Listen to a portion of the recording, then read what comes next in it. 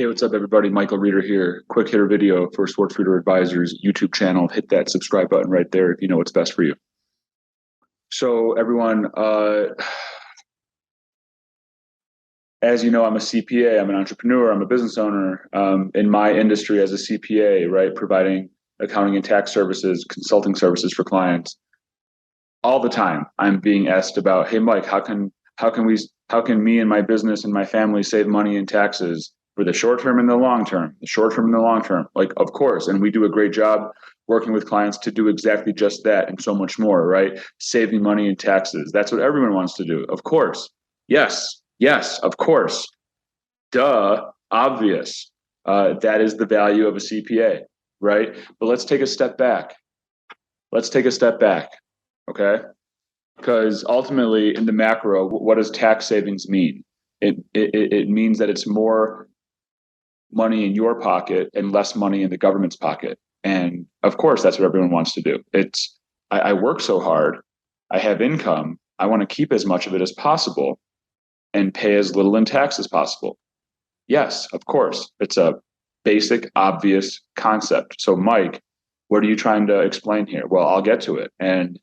But I really want to, drill that in your head, because ultimately taxes are a cost or an expense, just like anything else, right? Like, you want to pay, the whole goal is to maximize cash inflow and minimize cash outflow. Very elementary, basic concepts. Okay. And so if we care so much about tax savings, and because that is one avenue, and we all, I think we all can agree that we don't want to pay the government more than we have to, right? Of course. But ultimately, if saving money in taxes is, part of that whole strategy of increasing wealth, right? Which is maximize cash inflow, minimize cash outflow, then it's very important that we take a step back and we understand that, taxes is just one piece of the puzzle. I think it's contradictory. I think it's contradicting for one person. And there are different schools of thought on this, right? But I want to unpack this. I think it's contradicting to, on one end, say that you want to save money in taxes, and on the other end, have a high cost of living. Now, the argument there was, well, Mike, cost of living. I have a high cost of living because I make good money, and I don't want anyone, like, I want to do what I want. Like, I want to get that brand new Tesla. I want to have that huge house. I want to travel whenever I want. And so, Mike, like, high cost of living and taxes are apples and oranges when it comes to cost. Like, how dare you, Mike, tell me how to live my life in terms of my cost of living? That's got nothing to do with my desire to pay as little in taxes as possible. I get it. I totally get it. But my response is, I've been there. Seeking happiness, attempting to seek happiness in material things.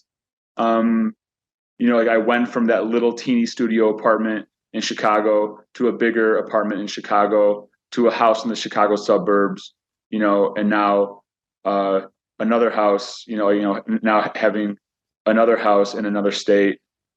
And I went from that, old that old Toyota Corolla to that, newer Honda Civic to like a Lexus. That stuff doesn't solve the happiness problem. It doesn't solve the status. Like if it does, like, it's temporary and it goes away. The simple things in life are what bring true happiness. Like, whatever that hole is inside of you, that is urging you to, need that bigger house with all that square footage.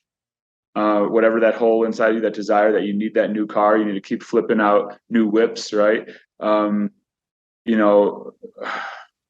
To spend on those name brand clothes, to go out to dinner every night at that restaurant and just like pay so much money. That stuff doesn't solve happiness. It doesn't. And so a big part of long-term wealth creation is a very elementary basic concept. Keep your cost of living low. Like, let's have a conversation about tax savings, and we'll do that, right? Like, that's what my clients come to me for, and we do that. But like, that is a conversation over here. Like, that's over here, and that's a very important conversation. And we have that conversation. We're a great firm, a great resource for tax saving strategies, short term and long term. Like, no brainer. But that is over here, right? That is apples, right? But like, because since a big part of the tax saving strategy is because we want to, minimize cash outflow and optimize cash inflow, right? Keep as much as we make. It intersects with the conversation of cost of living. And so cost of living is really looking at yourself in the mirror and thinking what's a need versus a want? What's a need versus a want? Is this a want or a need? Is this a need or a want? Is this a want or a need? And you can, go out to dinner once or twice a week and have great meals at the house, much cheaper, spend time with your loved ones making the meals. And they're most of the time they're better than the food that you go out to the restaurant for at a fraction of the price. If you paid off your car, try to have that car last you another 5 to 7 years. I paid off my car last year, and I own it. I don't lease it, and I'm trying to keep it as long as possible. I don't need to get a new car. Okay. I can, if I wanted to, I can get a house like 3 or 4, 5 times bigger than my current house. Why? To tell all my friends that I have a big house? Like, for me and my experience, the simple things in life bring true happiness to me. Just spending time with loved ones, laughing, eating good food at the house, surrounded by loved ones, having a nice drink, listening to good music, watching a great show on Netflix, whether it's a comedy or a drama, an action, a documentary, going for a walk, reading, listening to podcasts, doing what I do for work, being a business owner, just working is great. And then when it's time to not work and just unplug, I can have just as much of an enjoyment in, a house that's of course not literal, right? Because then I would have to be like a garden gnome to fit in the house literally this big, right? But in my house, which is this big as compared to my house that's this big, right? Like, do you need that pool in your backyard? Like, hey, if you make the money, God bless. Like, do you live your life? But also one of the in my opinion, one of the key strategies to long-term wealth creation is keep your cost of living low. Keep your day-to-day cost of living low. Find happiness in the simple things in life, and keep your money, stash it away, invest it, keep it for the long term, for your kids, and, for them to inherit something when you go, and, and for your retirement, and, for, if you get sick, God forbid you have medical expenses when you get older. So, be able to be in a position where you can take care of yourself and not have to be a burden on your children to take care of you. Keep your cost of living low. It's a very elementary, basic concept, and I'm going to keep saying it, but it's just, if, in my opinion, if you care so much about paying as little in taxes, then you should also care as much about looking yourself in the mirror and thinking, do I have to live this lifestyle that I'm living? What can I do to bring my cost of living down and still have a great, amazing life? It's so important. And so just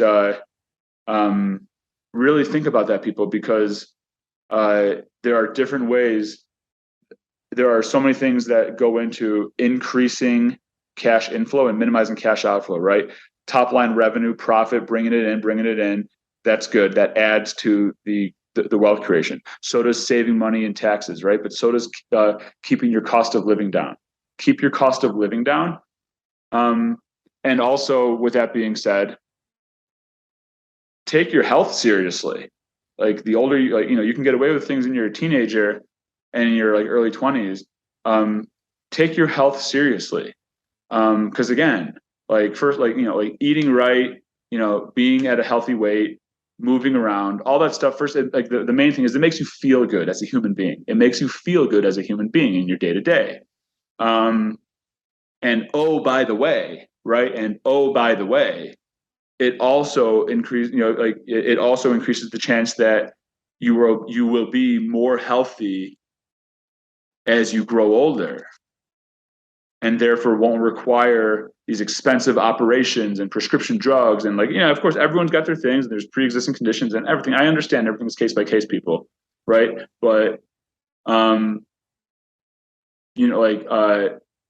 I have conversations all the time with peers and mentors in my industry. People that are older than me that are they either they know people that have health, and there are things that you can't control, right?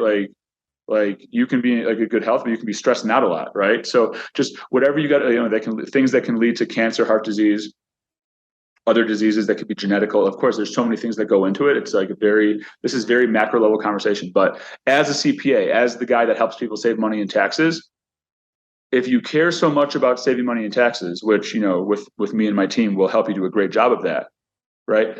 I think it is, in my opinion, I think that it is contradicting, that you're contradicting yourself, that it's contradictory to care so much about that, to care so much about saving taxes, and not care so much about keeping your cost of living low and keeping your and not caring about your health. Because if you don't care about your health, more than someone who, if you don't care about your health, compared to like caring about your health, then as you get older, there's a good chance that you're going to have medical conditions that are going to, be expensive to get. Like you're going to have medical conditions that are going to be expensive to mitigate and to control and to live with. And so another key to long-term wealth is be healthy, because if you're healthy, then you're not going to have to take so much of your wealth and have it go towards medical expenses as you get older in life. In my opinion, taking my CPA hat off, right, as a human being, if we care so much about saving money in taxes, we have to care just as much as in understanding the importance of keeping our cost of living low and taking our health seriously, because if the end goal is to increase your wealth, to increase your after-tax wealth, if the long-term goal is to keep, of course, you're going to have pre-tax buckets and stuff, like retirement, like qualified accounts, retirement accounts, HSAs, 529s, et cetera. But if the long-term goal is to create after-tax wealth, just to create wealth, right? Like for you, for estate planning purpose, if the long-term goal is to create wealth, then tax saving strategy is not more important than the strategy of keeping your cost of living low and the strategy of just being healthy, like just living a healthy lifestyle. Like those two things are just as important.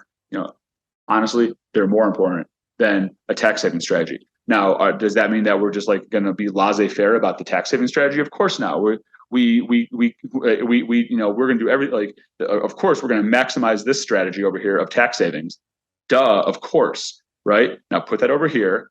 And if you really care about long-term wealth and you really care about being in a situation where you always have autonomy and you can have control and you never have to go broke, then also take your cost of living strategy seriously and look in the mirror and say, do I really need to have a cost of living this big, or can I bring it down to this much monthly? And then also take your health seriously, because if not, it's going to come back and it's going to affect you negatively from a financial aspect, most likely as you get older in life. Very basic stuff here, people, but so important. Talk to you later. Bye.